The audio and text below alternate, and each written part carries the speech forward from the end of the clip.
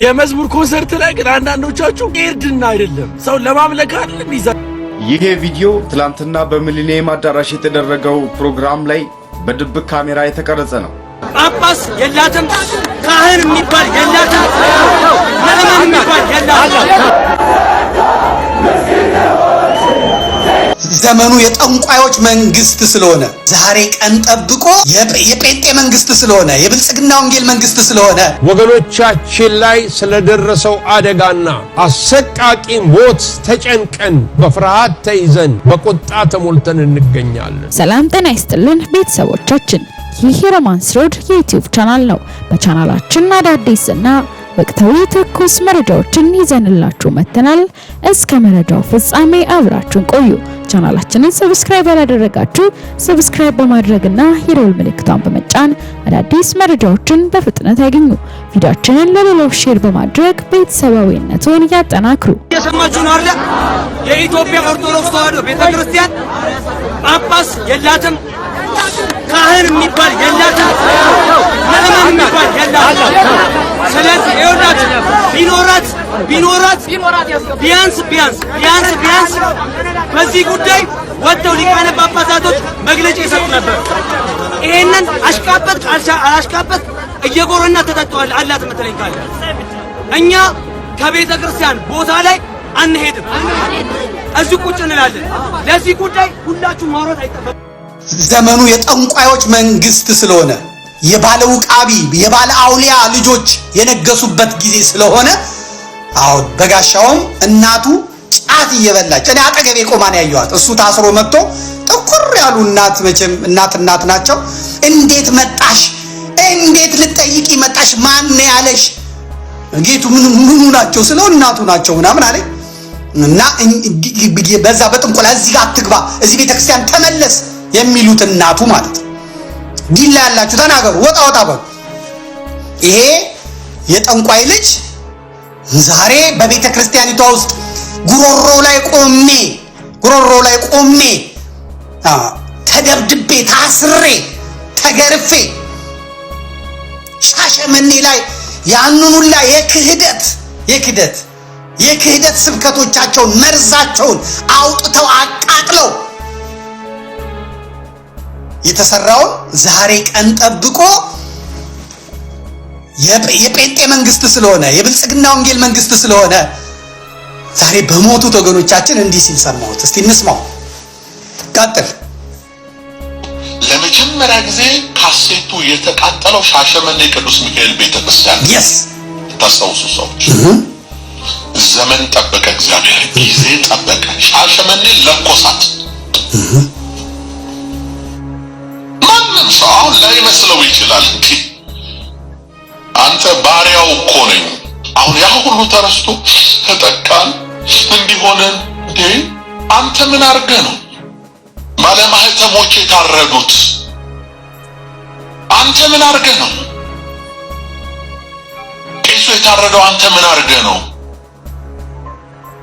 ቤተ መቅደሱ የተለኮሰው በሳት? አንተ ምን አድርገህ ነው? ወይ አንተ ወይ አባቶች ድሮ ምን አድርገው ነው?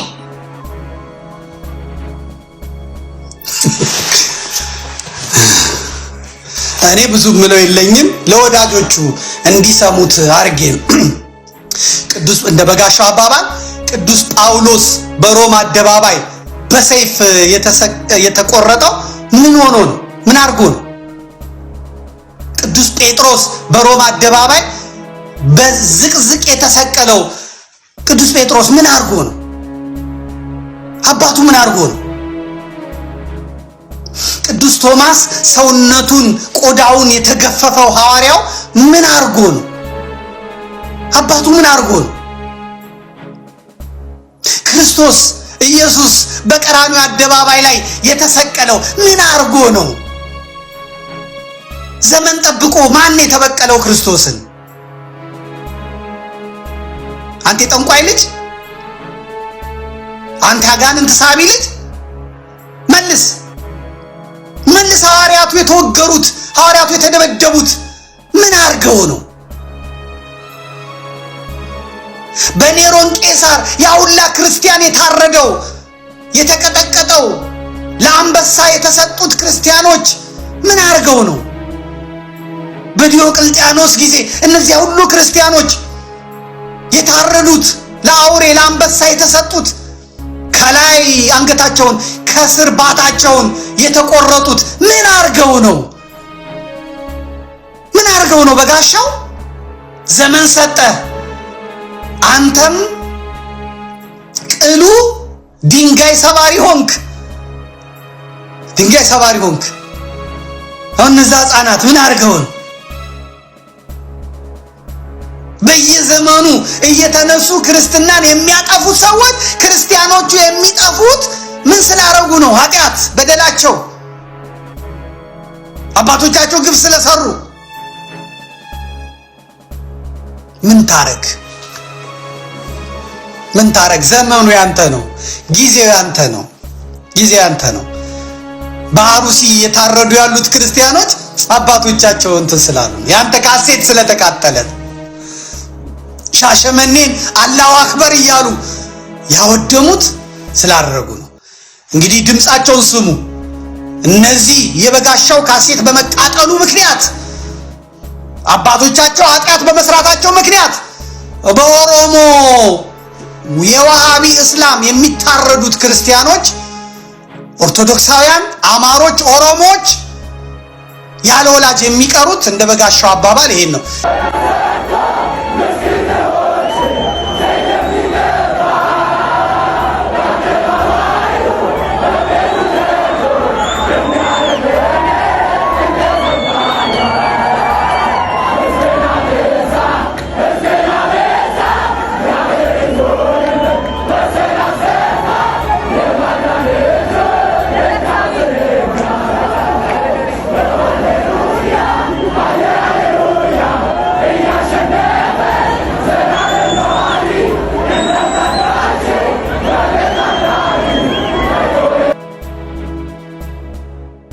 የመዝሙር ኮንሰርት ላይ ግን አንዳንዶቻችሁ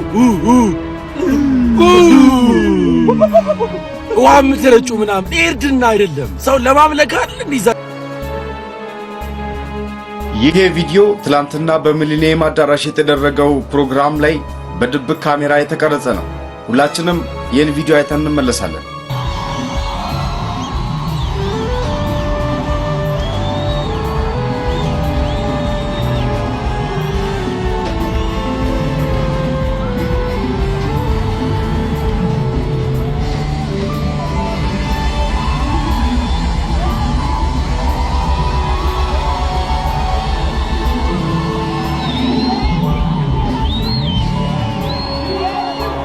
ምንም በድብቅ ካሜራ የተቀረጸ አንዳች ነገር የለም። ነገር ግን በዚህ ቪዲዮ አንድ ነገር ልነግራችሁ እወዳለሁ። የሁለት የልጅነት ጓደኛሞች ፍቅር ምን ያህል እንደሆነ በዚህ ቪዲዮ ተመልክታችኋል። ከልጅነት እስከ ዕውቀት ድረስ እግዚአብሔርን በማገልገል አንድ ላይ መዝሙርን በመስራት ጓደኝነታቸውን አስቀጥለው ዛሬ ፍቅሯቸውን ሲገላለጹ ተመልክተናል። ሁለቱም የልጅነት ጓደኛሞች ናቸው። ኤፊና ቤኪ እጅግ በጣም የምንወዳቸው የምናከብራቸው ታላላቅ ወንድሞቻችን ናቸው። ቪዲዮ በደንብ አድርጋችሁ ኮፒ ሊንክ ሼር እያደረጋችሁ ለብዙሃን እንዲደርስ ደግሞ ተባበሩ።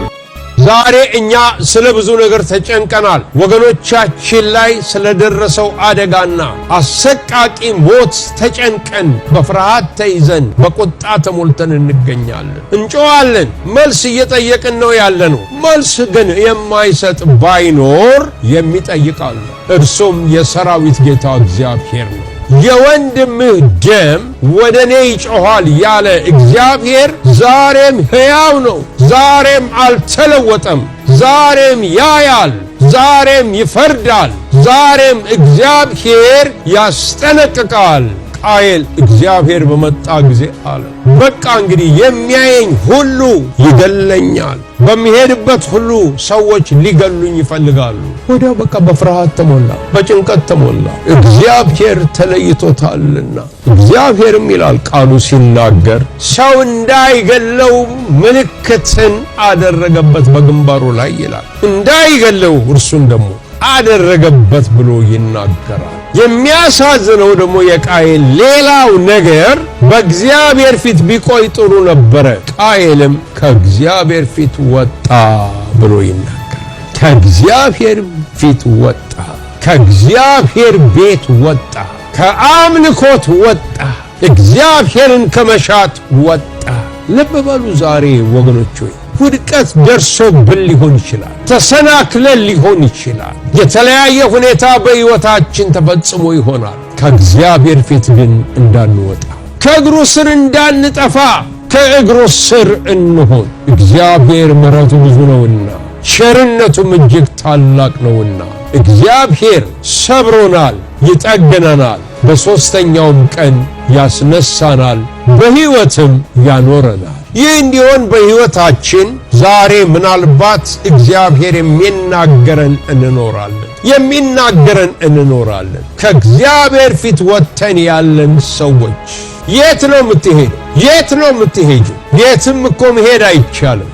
ወደ ላይ ቢሄድ አንተ በዛነህ፣ ወደ ሲኦል ቦርድ በዛነህ፣ ወደ ሜዳ ብንሮጥ በዛ ነው እግዚአብሔር፣ ወደ ዋሻ ብንገባ እግዚአብሔር በዛ ነው። ከእርሱ ፊት መደበቂያና መሸሸጊያ ቦታ የለም። እርሱ እነሆ ዓለማትን የሞላ አምላክ ነው። ክብር ለስሙ ይሁንለት። ስለዚህ ወገኖች ቃየል ግን ወጣ ከእግዚአብሔር ፊት። ከእግዚአብሔር ፊት እንዳንወጣ እግዚአብሔር ይጠብቀን። ኃጢአት ወገኖች ኃጢአት ይሄንን ያደርጋል። ያዕቆብ ከእግዚአብሔር ዞር አለ፣ ፊቱን መለሰና ወደ ጣዖታቱ ሄዶ ፈውሱኝ፣ ይኸው አምላኬ አቁስሎኛል፣ እሱ ፈውሱኝ። ችግሩ ያለው ሌላ ጋር፣ መፍትሄ የሚፈልገው ሌላ ጋር። አንዳንዴ እኮ እንዲሁ እንላለን። የችግሩን መንስኤ እናውቀዋለን የት ጋር እንደሆነ፣ የምንሄድበት ፈውስ ፍለጋ ሌላ ጋር። እውነትን ታውቃላችሁ፣ እውነትንም ብታውቁ እውነት አርነት ያወጣችኋል። ሃሌሉያ! ኢየሱስ ያለው ይሄንን ነው። እናውቀዋለን። ለምንድን ነው በእግዚአብሔር ቃል ላይ ስንመለከት ከጊዜ ወደ ጊዜ ያዕቆብ አንድ ጊዜ እኮ አይደለም፣ የነቢያቶቹ ሁሉ መነሳት በመጻሕፍቶቻቸው ያዕቆብን ይዘልፉታል። ወደ ጣዖት ሄድክ። የተነሳ ነቢይ ሁሉ ይሄን እንዲናገር ተገደደ። ምን እየፈለገ ነው? ሙሴ ከምድረ በዳ ካወጣቸው ጀምሮ ጥጃ እስከሰሩበት ጊዜ አንስቶ ፈጽሞ እረፍት አልነበራቸው። የሚገርም ነገር ነው። ምን ፈለጉ? የሚመስለኝ እግዚአብሔር ብቻውን በቂ ሊሆን አይችልም። የሌሎች ጣዖታት እርዳታ ያስፈልጋል አይደለም? እግዚአብሔር ብቻውን እንዴት በቂ ሊሆን ይችላል? እርዳታ ከሌሎችም ደግሞ ጣዖታት ካላገኘን በስተቀረ ትክክል አይሆንም የሚል ነው። ጌታቸውን ግን ለሚያውቁ ግን እግዚአብሔር በራሱ በቂ ነው። ኢየሱስ በቂ ነው። በምድረ በዳ የመራቸው ጌታ በቂ ሆነ ነው። ታምራትን አድርጎ ቀይ ባህርን የከፈለ እንደገና ደግሞ ወገኖች ሆይ ከዛም አልፎ ምግብን ያመጣላቸው፣ ከዓለቱ ውሃን የሰጣቸው፣ ቀጥሉልኝ ደግሞ በጠላቶቻቸው ፊት ድል ያደረገላቸው፣ በሌሊትና በቀን የመራቸው፣ ግርማና ሞገስ የሆናቸው በቂ አይደለም? ኢየሱስ በቂ ነው። ተቀጥያ ያስፈልገው በቂ ነው የኔ ጌታ መድኃኔ ዓለም በቂ ነው። ሃሌሉያ! በቂ ነው። በሁሉ በቂ ነው። ምንድነው? ዋስትና ፍለጋ ነው። ዋስትና ዛሬም ያሸገረን ልቦናችንን ዋስትና ሴኩሪቲ ፍለጋ ነው። ዋስትና እንዲኖረኝ ይፈልጋሉ እንዴ ቤታችን። እኛም እኮ ራሳችን በዋስትና ውስጥ ከቶናል ሲስተሙ። እኛ ራሳችንም ኢንሹርድ ነን፣ መኪናችንም ኢንሹርድ ነው፣ ቤታችን ያለው ዕቃዎች ኢንሹርድ ናቸው፣ መቀመጫዎቻችን ኢንሹርድ ናቸው። ያ ሲስተም ውስጣችን ገብቶ ተቀምጦ ዋስትና እንፈልጋለን። ዋስትና በኔ ዕድሜ ነገሮች እየተለወጡ ሄደውብኛል። በክርስቲያን መካከል ያለው አስተሳሰብ ልዩነት አንዳንድ ጊዜ ወሬ ያወራዋቸው ወጣቶቹ አይገባቸውም። ምንድነው ፓስተር ትንሽ ከእድሜው የተነሳ ዞር አለበት እንዴ ሊሉ እንደሚፈልጉ ልብ ብያለሁ። የለም በአእምሮ ነው የምናገረው። የወንድሞቼ የሚናገሩት በኔ ዕድሜ ክልል ያሉ በአእምሮ ነው። ዋስትናዬ ነው ይላል አንድ ሰው ለአገልግሎት ሲወጣ። ምንም እኮ የለው። ዋስትና ምንድነው? አንተ ኢየሱስ ነው ይላል። ከትንሽ እስከ ትልቅ ላለው ነገር ይጸልያል። ከምግብ ጀምሮ እስከሚለብሰው፣ እስከ ተከራየው ቤት፣ እስከ ሁሉ ነገር ይጸልያል።